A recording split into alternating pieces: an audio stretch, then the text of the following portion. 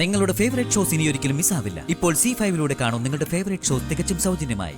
പറഞ്ഞും മനസ്സിലാക്കിയും മനസ്സ് ശുദ്ധീകരിക്കാൻ എന്നെ കൊണ്ടാവും തോന്നുന്നു. അപ്പൊ പിന്നെ ശരീരശുദ്ധി തന്നെ നമുക്ക് ഒന്നേന്ന് തുടങ്ങാം.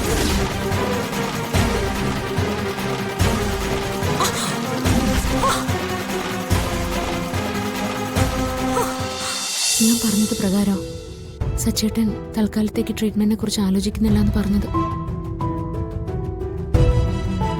എനിക്കറിയാം ഞങ്ങളെ പോലെ തന്നെ വിഷമ അച്ഛനും ഉണ്ടെന്ന്. കുറെ നാളുകൾക്ക് ശേഷം ഞാനും സച്ചേട്ടനൊക്കെ ഇതിൽ നിന്ന് റിക്കവറായി തിരികെ വന്നാലും അച്ഛൻ എന്നും ഇതൊരു വേദന തന്നെയായിരിക്കും. അതെന്നെ കൂടുതൽ സങ്കടപ്പെടുത്തും. അതുകൊണ്ട് അച്ഛൻ പറഞ്ഞ പോലെ അവസാനത്തെ കച്ചിത്തുരുമ്പായി കണ്ട് ആ ഡോക്ടറെ ഞങ്ങളെ പോയി കാണാം. അച്ഛൻ്റെ അത്ര ഉറപ്പ് എനിക്ക് ഇക്കാര്യത്തിലില്ലെങ്കിലും അച്ഛൻ്റെ ആശ്വാസം പിന്നീട് ഞങ്ങളുടെ ജീവിതത്തിൽ വലിയൊരു അത്ഭുതത്തിന് കാരണമായാലും ഉടനെ തന്നെ ഞങ്ങൾ പോയിക്കോളാം അച്ഛൻ.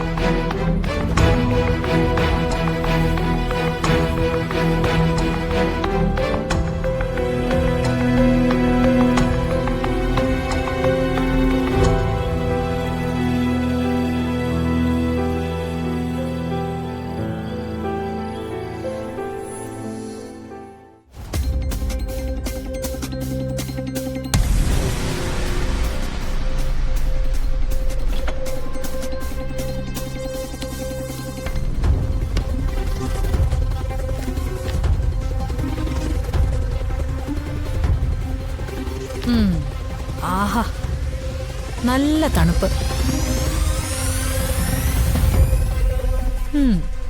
വെള്ളത്തിന് നല്ല തണുപ്പ്, മനസ്സിന് അതിനേക്കാ തണുപ്പ്.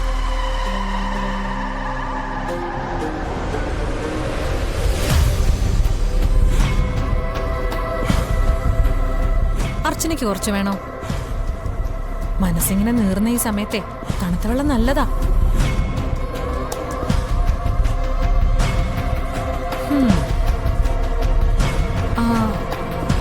നീ വീണ്ടും ഏതോ ഡോക്ടറെയൊക്കെ കണ്ട് ട്രീറ്റ്മെന്റ് തുടങ്ങാൻ പോകുന്നു കേട്ടു. ഉള്ളതാണോ? കേട്ടറിഞ്ഞത് ഉള്ളതാണെങ്കിലും അല്ലെങ്കിലും ഏട്ടത്തിയായി നിന്ന് ഞാൻ നിനക്കൊരു ഉപദേശം തരാം. ആ വഴിക്ക് നീ ഇനി ചിന്തിക്കണ്ട. ഓർക്കാപ്പുറത്ത് നിനക്ക് എല്ലാ സൗകര്യങ്ങളും തന്ന ഈശ്വരൻ അത് നിനക്ക് തരാൻ പോകുന്നില്ല. എനിക്കുറപ്പാത്. അഹമ്മദ് കബീർ എന്ന ഡോക്ടറിന്റെ ചികിത്സയിൽ നിനക്ക് ഒരിക്കലും ഒരു കുഞ്ഞുണ്ടാവാൻ പോകുന്നില്ല. അതെ, നിന്റെ കയ്യിലിരിപ്പിന്റെ കൂടെയാ. സ്നേഹം നടിച്ചും പ്രകടിപ്പിച്ചും ഇവിടെയുള്ളവരെ എല്ലാം നീ കയ്യിലെടുത്തപ്പോ ഓർത്തില്ലല്ലേ നിനക്ക് ഇങ്ങനൊരു ദുർവിധി ഉണ്ടാവാൻ പോകുന്നു എന്നുള്ള കാര്യം?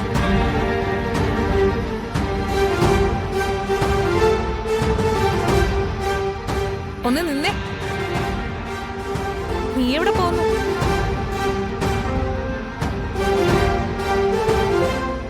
ഞാൻ പറയുന്നത് മുഴുവൻ നീ കേട്ടിട്ട് പോയാ മതി. ഒരു സ്ത്രീ എന്ന നിലയിൽ വളരെ വിഷമം തോന്നുന്ന കാര്യം ഇത്. പക്ഷേ അർച്ചനയെ വെച്ച് അവന്തിക നോക്കുമ്പോ ഇത് അർച്ചനയ്ക്ക് ആവശ്യം തന്നെ. ജീവിതാവസാനം വരെ അർച്ചനയെ കുത്തി നോവിക്കാൻ അവന്തികയ്ക്ക് കിട്ടിയ ഒരേട്. പറഞ്ഞു വരുമ്പോ എനിക്കും നിനക്കും കുട്ടികളില്ല. പക്ഷേ എനിക്ക് പ്രതീക്ഷയുണ്ട്, നിനക്കതില്ല. അത് തന്നെയാ അവന്തിക ഇനി ആയുധമായിട്ട് എടുക്കാൻ പോകുന്നത്. കുറച്ചെങ്കിലും ആത്മാഭിമാനം ഉണ്ടെങ്കിൽ നീ ഇപ്പൊ ആത്മഹത്യ ചെയ്യും. ഞാനായിരുന്നെങ്കിൽ ഉറപ്പായിട്ടും അത് തന്നെ ചെയ്തേനെ. എന്നെ ഓരോന്നും പറഞ്ഞ് വിഷമപ്പെടുത്തി ആത്മഹത്യ പ്രേരണയ്ക്ക് വന്നതാണെങ്കിൽ അവന്തിയേക്ക് തെറ്റി. എന്റെ ഈ അവസ്ഥ ഓർത്തും ഈശ്വരൻ വിധിച്ച വിധിയോർത്തും എനിക്ക് നല്ല വിഷമമുണ്ടെന്നുള്ളത് സത്യം. എന്ന് കരുതി നിങ്ങളുടെ വാക്കും കേട്ട് ജീവിതം അവസാനിപ്പിക്കാനൊന്നും ഞാൻ പോകുന്നില്ല. മക്കളില്ലാത്തവരും ഈ സമൂഹത്തിൽ ജീവിക്കുന്നുണ്ട്, സന്തോഷമായിട്ട് തന്നെ. എനിക്ക് അങ്ങനെ ഒരു വിധിയാണ് ഈശ്വരൻ കൽപ്പിച്ചിരിക്കുന്നതെങ്കിൽ അതെന്റെ വിധിയാണെന്ന് ഓർത്ത് ഞാൻ സമാധാനിച്ചോളാം. ഇവിടെ ജീവിക്കണമെങ്കിൽ മക്കള് വേണമെന്ന് നിർബന്ധമൊന്നുമില്ല. കുറെ മക്കളുടെ സ്നേഹം എന്റെ ഭർത്താവ് എനിക്ക് തരുന്നുണ്ട്. അത് മതി എനിക്ക്. എന്റെ ജീവിതം പഴയതുപോലെ തന്നെ. അതിനിടയ്ക്ക് ഒരിക്കൽ പോലും ഈ പേരും പറഞ്ഞ് അവന്തിയേക്ക് അർച്ചനെ കുറച്ചുപോലും വിഷമിപ്പിക്കാൻ പറ്റില്ല. അങ്ങനെ ഒരു മോഹം ഉണ്ടെങ്കിൽ അതിപ്പോ തന്നെ അങ്ങ് മാറ്റിവെച്ചേക്കാം. എനിക്ക് ഈശ്വരൻ തരാത്തതും നിങ്ങൾക്ക് തന്നിട്ട് ഈശ്വരൻ തിരിച്ചെടുത്തതും നിങ്ങളുടെ ഈ മനോഭാവം കൊണ്ട് തന്നെയാണ്. ഇനിയും എന്റെ ജീവിതത്തിൽ എനിക്ക് പ്രതീക്ഷയുണ്ട്. അത് ഭർത്താവിന്റെ അബോധാവസ്ഥയിൽ നിങ്ങൾ കളിച്ച ചീപ്പ് ഡ്രാമയൊന്നുമല്ല. എല്ലാം തീരുമാനിക്കുന്നത് ഈശ്വരനാണ്. അഖിലാണ്ടത്തിന്റെ ഉടമസ്ഥാവകാശം ഈശ്വരൻ അവന്തിയേക്ക് തന്നിട്ടൊന്നുമില്ലല്ലോ. അങ്ങനെ ഏൽപ്പിച്ച് തന്നാലും അവന്തികയുടെ അവസാനം തീരുമാനിക്കുന്നത് ഈ അർച്ചന തന്നെയായിരിക്കും. പറഞ്ഞും മനസ്സിലാക്കിയും മനസ്സ് ശുദ്ധീകരിക്കാൻ എന്നെ കൊണ്ടാവും തോന്നുന്നു. അപ്പൊ പിന്നെ ശരീരശുദ്ധി തന്നെ നമുക്ക് ഒന്നേന്ന് തുടങ്ങാം.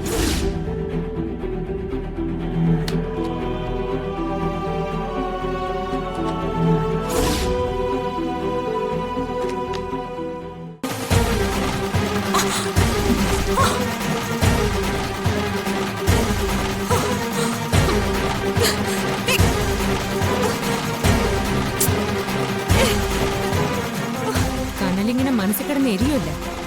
തണുത്ത വെള്ളം കൊണ്ട് അതിനെല്ലാം ഒരു ശമനം ഉണ്ടാവട്ടെ. ഈശ്വരവിധി എന്നും പറഞ്ഞ് തകർക്കാൻ ഇറങ്ങിയിരിക്കുന്നു.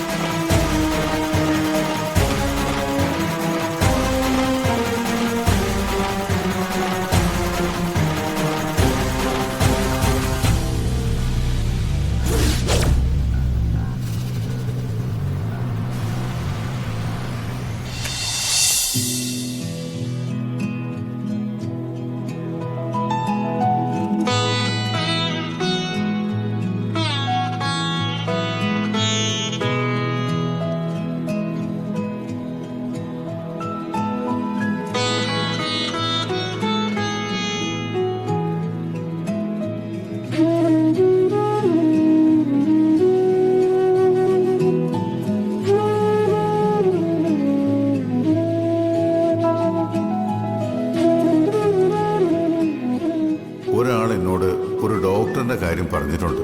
അഹമ്മദ് കബീർ എന്ന പേര്.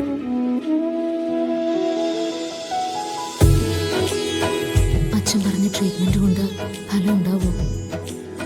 ഒരമ്മയാവാൻ കഴിയും എനിക്ക്? ഈശ്വര, കൈവിടല്ലേ.